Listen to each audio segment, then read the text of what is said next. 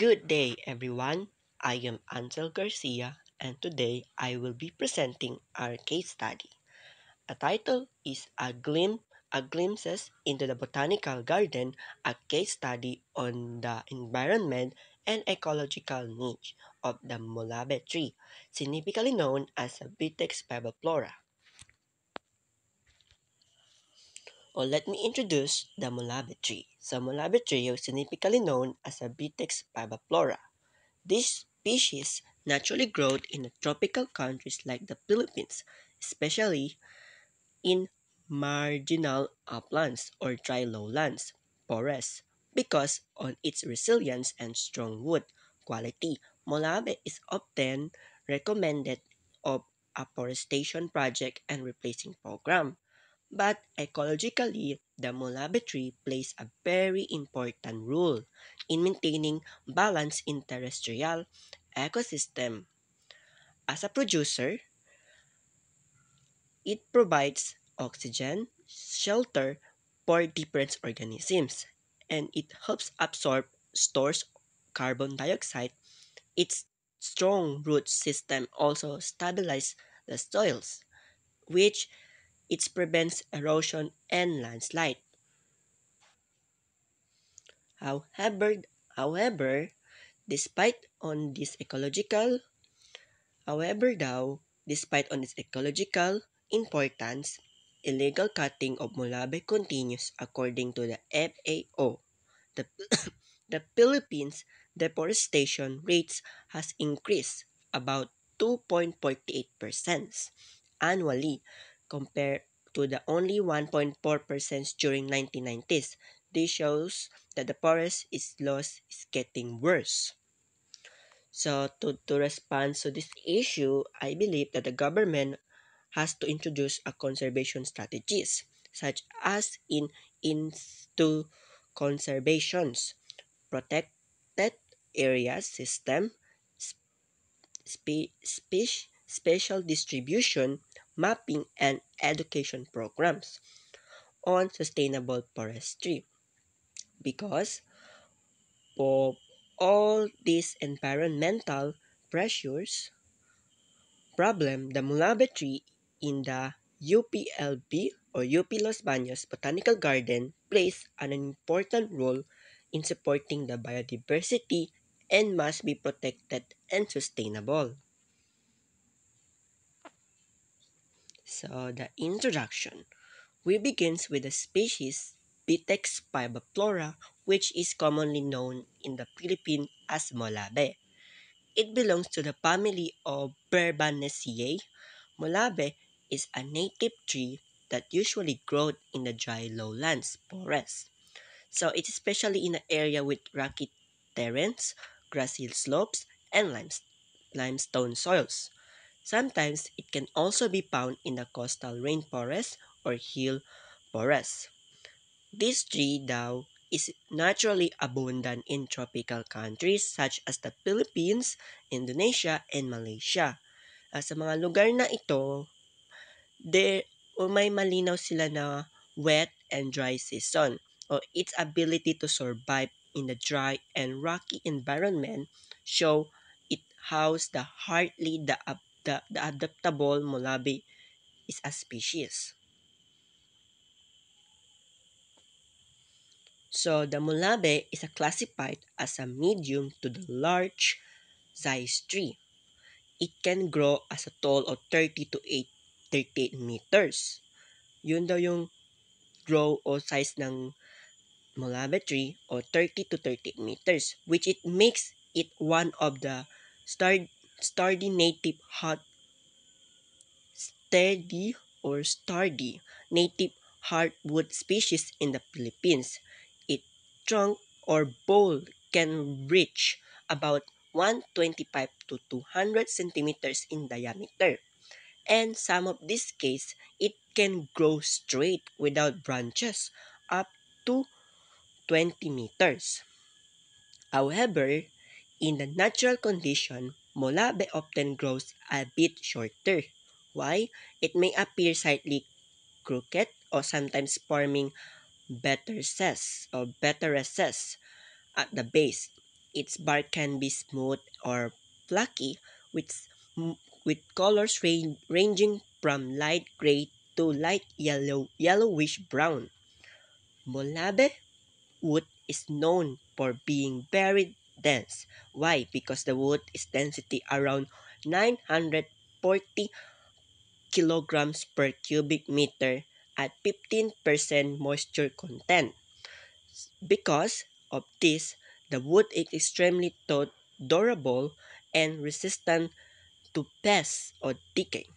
So these characteristics are the reason why the Molave is widely used for construction, furnitures, and other lasting structures. So the afforestation, it is which the basically planting trees sa mga marginal uplands and watershed areas para ma-promote ang biodiversity. Ang goal din nito is to make sure na sustainable and production ang supply ng wood and other forest production natin. Pero kahit ganito, may mga challenges tayo tulad ng illegal forestry practice usually because of the over-explorations ng large logging companies at agricultural development caused by population growth. So this is highlight the importance of the Molave tree and its role sa environment. People as an all-living organism aims challenges like illegal logging, burning, and pollution. Our uplands community are still rely heavily on forests. Why? Because the resources of their livelihood. This paper or this study shown also how the current condition of our terrestrial ecosystem and discuss strategies for land conservation and protection based on different studies, logically and globally. So this study is focused on ecological niches of Molave tree sa University Botanical Garden in Los Baños, Laguna. It also explains dito na the benefits daw ng impact of Molave trees are environment. The research used an observation drive or design, meaning the research observed subjects in real-life situations without manipulating conditions, and obtained then the data is then analyzed by combining or applying algorithms or previously collected observation. Or for example, we can combine areas and population data to get population density. So we are the result and discussions. So here we see the current state of the forests covered in the Philippines. Back in 1989, about half of the country land or 15 million hectares was forest. Pero ngayon, based daw on the latest inventory, it has shrunk to only around 6.7 millions na lang daw hectares. But it's alarming because the expert says that ideally the Philippines should have around 12 million hectares of forest. That means we still need to repose about 5.3 million hectares to reach the ideal cover. So according to this study, the government has the master plan. They are a plan for forestry development. And then ang kanilang goal is to stop deforestation, protect all virgin or old growth forests, and sustainably manage the remaining forests and plantations. The plans includes strategies like in situ conservation integrated protection areas, tree selection, and ex situ conservations, which it provides the strategy framework for forest protections. In this part, in this part, we all talk about the production or producing the high quality Molave seedlings. In Bohol, one challenge in is the lack of knowledge about where the best mother tree are located. DN, DENR set a criteria like stem straightness, branches, angle, tree health, and more to select these trees. The study found that the average altitude of this tree is about 120.9 meters above sea level. In Laila Bohol, there are though many excellent mother tree. They can pound or they can produce quality seedlings for reforest, reforesting of the uplands areas, especially is under on the Philippines government, nations, and greening program.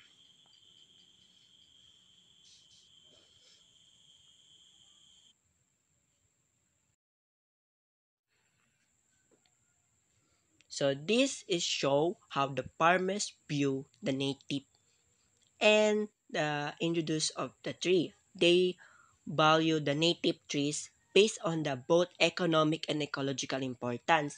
Farmers often protect natural regeneration to get the high quality post of lumber because as well as to protect the soils on steps farms and provides shades for crops like abaca, but they also use some introduced species like Gemelina, Arborea, and Swetenia, Macrophylla for building and furnitures. Well, Lucenia or Leucocephala is mainly for pure wood. These trees are easily grown, which is why these are widely adopted, especially by small farmers. So similar finding daw, it is show that the farmers locally knowledge often daw they are trees for building furnitures, fuels, and posts. Pero the study about prepared fuel wood species are limited. So the farmers often harvest whatever is easily accessible. For example, Nara or Plateoparcus, Plateocarpus indicus is the premium tree that farmers use for furniture because it is highly valued and strong. Conclusion. So in conclusion, Molave tree plays a major role in maintaining ecological balance because of their many functions. Hindi lang sila para sa furnitures, ginagamit din sila for medicines, erosion control, and carbon absorption. Historical, the Philippines and Thailand were among the biggest export of tropical timber during the 1960s to early 1970s. In fact, around 12.5% of the Philippines GDP in the 1970s come from the forestry industry. See that, however, dahil sa over-exploitations, nagkaroon ng kakulangan sa lumber, ang fuel wood noong 1980s kaya bumaba ang forestry activity ng Pilipinas. Molave wood remains very valuable because of its resistance to fungi, termites, and lictus beetles. Kaya ginagamit sila for high-ended construction, flooring, and shipbuilding, slippers, and carving. So, since these Molave trees have been highly important for maintaining the ecological balance for our ecosystems, their value goes beyond the furnitures. May mga medical use din sila, like help prevent erosion and they act as a carbon sinker. Historically, Thailand and Philippines daw are the world top export of tropical timber during 1960s to early 70s. 1970s. In 1970s, forestry was one of the Philippines' major income source. They say they're contributing about 12.5% in national GDP. However, the problem noong 1980s, the industry declined because of overexploitation and shortage of wood for fuel and construction. By 1990, by forestry contributed only 1.3% GDP. And because of this decline, the government and the DENR began promoting and they use highly quality planting materials. Why? Because now this is for the support of deforestation and rehabilitation program. So according to DENR, or Department of Environmental and Natural Resources, and the FAO, or the Food and Agriculture Organizations, the Philippines has around 5.97 or 5.79 to 7.16 million hectares of forest area. Out of this, only about 19.41% according to DENR and 11.57% according to FAO is classified as primary forest. O the AFO is the Food and Agriculture Organizations. But unfortunately, bumaba ang forest cover natin because the deforestation is happening faster than replanting. The FAO reported that the deforestation rated in the 1990s was around 1.7%, but now it's increased about 2.48%. The biggest factor behind this, the rise of the widespread practice of illegal logging. Illegal logging is one of the most problem across the country, or which in the Philippines, which it continue even after a logging was implemented in 1992. Than 60 years, the Philippines shifted from being a major timber export to a country that relied on imported wood.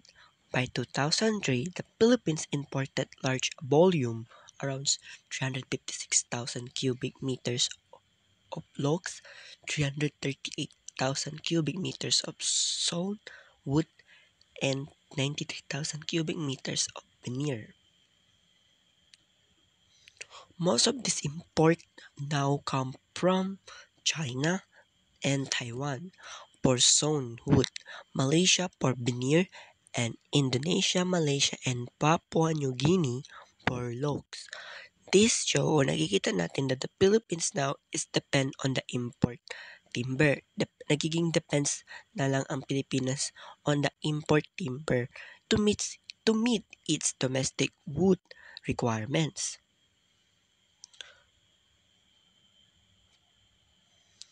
Although the situation is slowly improving and some timber imports, but now comes from non-tropical regions, that the Philippines are still rely heavily on tropical timber for most of its food needs.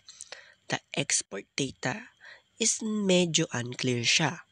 For example, the report showed that veneer production increased from about 385,000 cubic meter in 2004 to 573,000 cubic meter in 2005. However, the ITTO noted that the Philippines does not seem to have enough log supply to produce the reported amount of sawn wood, veneer, and plywood. So, this means mayroon discrepancy between the available logs and the production number. The Kabansang 2016 study, o the Kabansang Cabansag's 2016 study used the transect technique to identify the species, composition, variety, and richness of a forest sanctuary. sanctuary. This study showed that the biodiversity is threatened because the space of native and indigenous trees is shrinking, mainly because of the due of rapid spread of the invasive alien species on that place. So that since the native tree grow more slowly than this invasive species, the research focused on identifying which native and indigenous species should be prioritized for biodiversity and protection. So, in say that as a forest reserve, and natural sanctuary, the study sites play a major role because in conserving this priority species and serves as a natural gene bank of, for the country important native trees. So this in this study conducted according to the study sites as the Mulabe tree is recommended for afforestation in marginal uplands such as the Botanical Garden in the University of the Philippines, Los Baños. However, the Mulabe how, however, the research in Bohol showed that scaling up Mulabe production still faces major challenges. Why? These include illegal logging, burning, and pollution, mga anthropogenic activities na patuloy na nagpapabilis ng pagkasira ng ating kagubatan. And despite this issue, Molave remains significant because the forest resource play a major role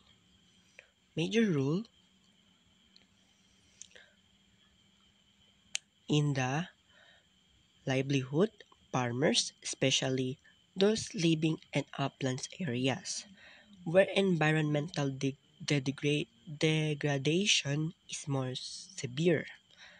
And then, in this study, it's aimed to highlight the ecological importance of Molave, its role in the environment, the people who depend on it, and the entire biota or botany. It also pro- pro- provides information on the current condition of our terrestrial ecosystem and shown different conservations and lands protections. And then the strategy is this used both locally and internationally. So this is all the report or the lahat ng report, lahat po ng based on this case study po. And this is the reference. Thank you po and God bless. Thank you for watching and sana may natutunan po kayo sa aking video presentation.